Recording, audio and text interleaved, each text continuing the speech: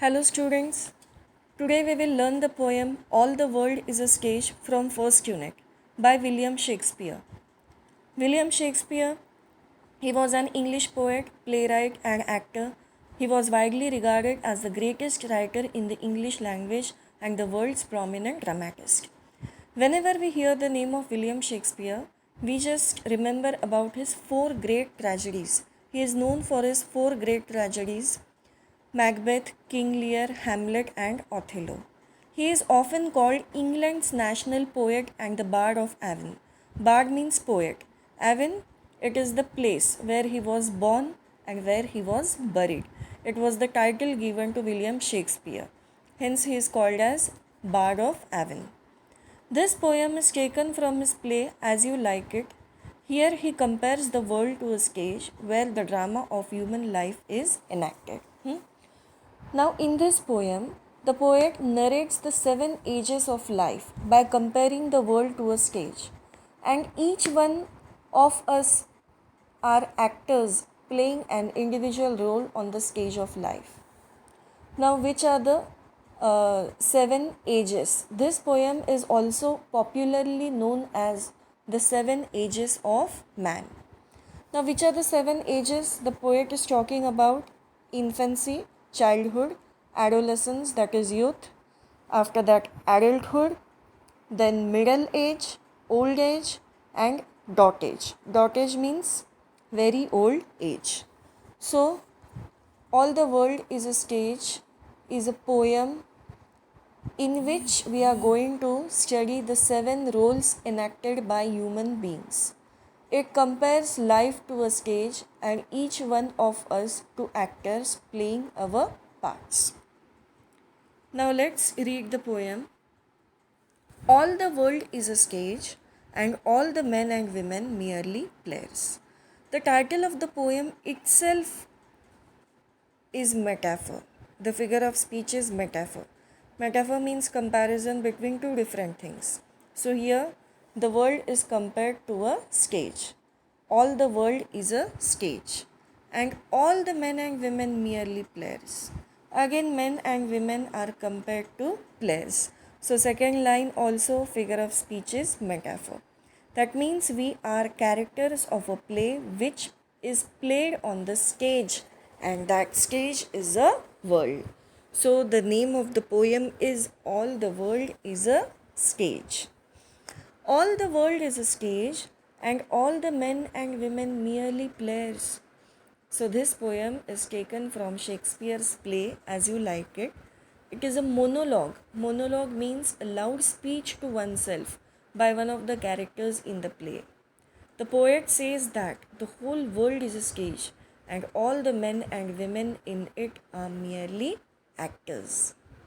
They have their exits and entrances.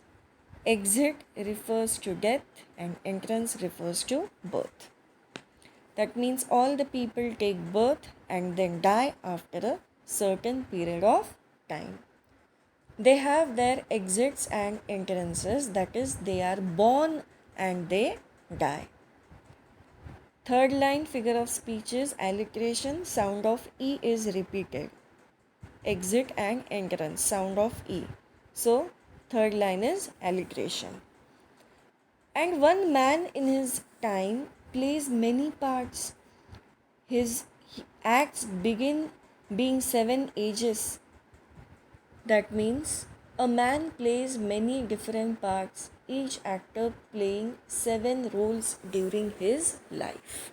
We human beings, we have to play seven roles in our life. So one man in his time plays many parts, his acts being seven ages. At first, the infant mewling and puking in the nurse's arms. Now see, puking means what? Vomiting. So, the poet is talking about an infant. First stage is about infant. The infant that is dependent and helpless. What are the characteristics of an infant? The infant is dependent and helpless. He mewls and pukes. That is, mewls means cries. He cries and vomits. So, first stage is about infancy. The first stage is that of an infant crying weakly and throwing up in his nurse's arms. Then the winning schoolboy and his satchel. The second stage is that of a schoolboy. Winning means complaining.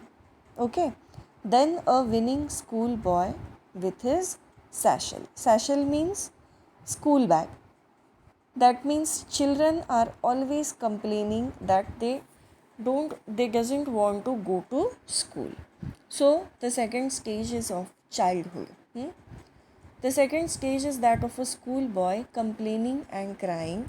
He goes to school early in the morning and shining morning face creeping like snail. That means he goes to school early in the morning with a well scrubbed shining face. Shining morning face creeping like a snail. Now here again there is comparison between two different things, but here the figure of speech is simile. Why? Simile, difference between metaphor and simile is that in metaphor you cannot find the words as, like and so, and simile you will find the words as, like and so, and shining morning face creeping like snail. So two dissimilar objects are compared using the word like. Morning face is compared with a snail, and hence the figure of speech is simile. The schoolboy is winning because he does not want to go to school. So, then the winning schoolboy with his satchel and shining morning face creeping like snail unwillingly to school. Here we have discussed that he carries a school bag and creeps slowly like a nail unwilling to go to school. And then the lover. Now see, third stage is of a lover. And then the lover. That means youth, adolescence. Okay. And then the lover, sighing like furnace, with a woeful ballad made to his mistress' eyebrow. Sighing like furnace. Again here figure of speech is simile. Why?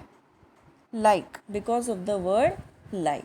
The third act is that of a lover who is breathless and sighing like a furnace with passion. With a woeful ballad. Woeful ballad means what? Sad poem or song. He is singing a sad song for his lover. With a woeful ballad, sound of W, with a woeful ballad made to his mistress' eyebrow.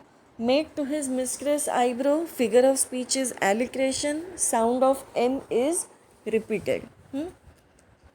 See, the third act is that of a lover who is breathless and sighing like a furnace with passion. He sings sad songs to the beauty of his lover.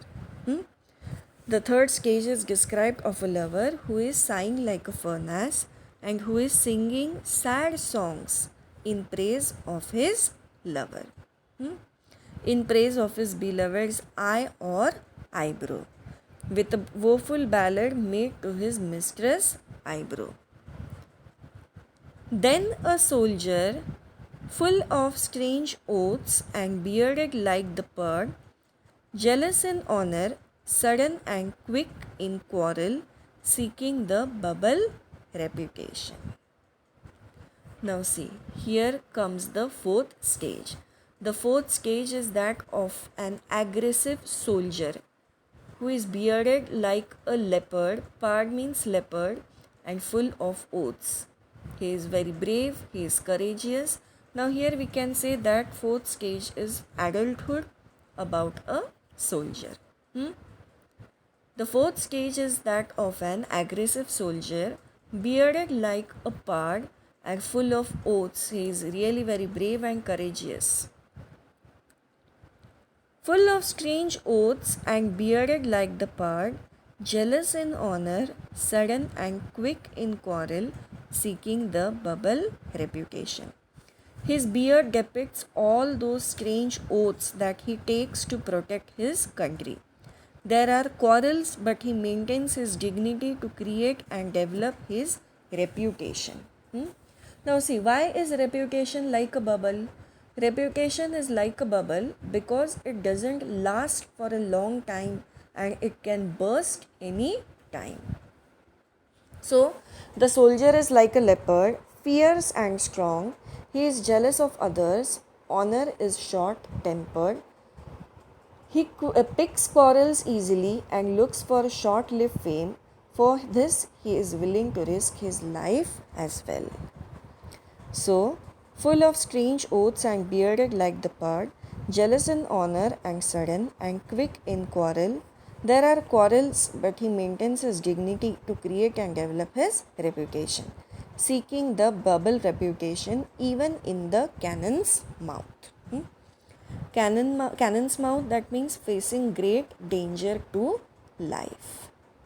So students, here we have talked about up till now 4 roles of human being: infancy, childhood, adulthood, adolescence, and now adulthood. Now we will see another roles. And then the justice in fair round belly, with good capon lined, with eyes severe and beard of formal cut, full of wise saws and modern instances, and so he plays his part. Now see, fifth stage is of a, we can say, about middle-aged man who has experience, who is really very experienced. The fifth role is that of a mature middle-aged man with a round belly. Belly means stomach. With a round belly. And then the justice in fair round belly with good capon lined with excess fat from careless eating habits. So here we can say that now he is in his middle age, in his 40s and 50s. So the fifth role is that of a mature middle-aged man with a round belly, with eyes severe and beard of formal cut, full of wise saws. Saws means sayings, and modern instances. Instances means examples. And so he plays his part. He is stern and formal and full of wisdom. He is fully experienced. He is keen on justice and has opinions on bribery, a system which was prevalent at that time. He is full of wise sayings and gives modern examples. So here he is full of wise sayings, he is full of examples, he is full of experience, who can judge the things properly, who has the decision power, and who can differentiate between what is wrong and what is good. Now the sixth stage. The sixth stage shifts into the lean and slippered pantaloon with spectacles on nose and pouch on side. His youthful hose well saved a world too wide for his shrunk shank and his big manly voice. Now the sixth stage is about old age. The sixth stage is of an old age man. So in his sixth stage, the man shifts from middle age to old age. He wears a pantaloon and slippers. His poor eyesight now requires spectacles, and his once well-fitting pants are now loose because his legs have shrunk and become lean. His big manly voice has now transformed into a shrill childlike voice. Due to his fallen teeth, his speech appears as if he were playing upon a pipe or as if he were whistling. So, into the lean and slippered pantaloon, with spectacles on nose and pouch on side, his youthful hose, that means close fitting covering for legs, well saved a world too wide. Here figure of speech is alliteration. Sound of W is repeated. Well, world wide. His youthful hose for his shrunk shank and big manly voice. So in the sixth stage, man has become old with thin, legs in slippers and loose pants. He has spectacles on his nose and a pouch by his side. The close fitting stockings which he had saved from his younger days are now too big for his thin legs, which have shrunk with age. His loud voice, which was once manly, has now become childish and shrill. Turning again, childish treble, pipes and whistles in his sound.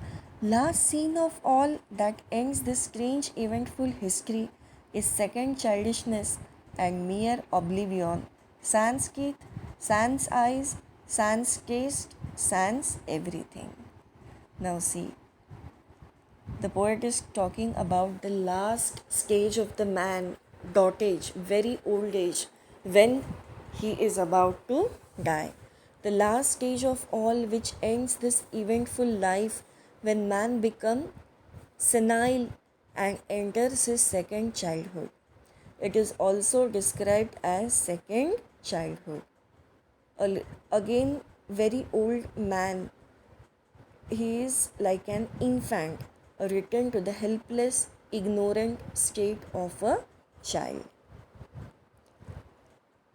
So, the last stage of all which ends this eventful life is when man becomes senile and enters his second childhood. He is unaware of what is happening around. This is the final stage, is when he is without teeth. Sans means without. Without teeth, without eyes, without taste, and without everything. So the man once becomes child once again. He forgets everything, his memory becomes weak, he loses his teeth, eyesight, taste, everything. This is the stage in which he completes the drama of his life and leaves the stage of this world for the next. So students, here we have completed our poem. We have discussed the 7 roles of human being. 7 roles which are played by human beings. Which are the 7 roles? Infancy, childhood, adolescence, adulthood, middle-aged man, old age, and very old age, that is second childhood. So, we can say the central idea of the poem is that just like characters in a play perform their role and make an exit in life, we must play our parts and make an exit.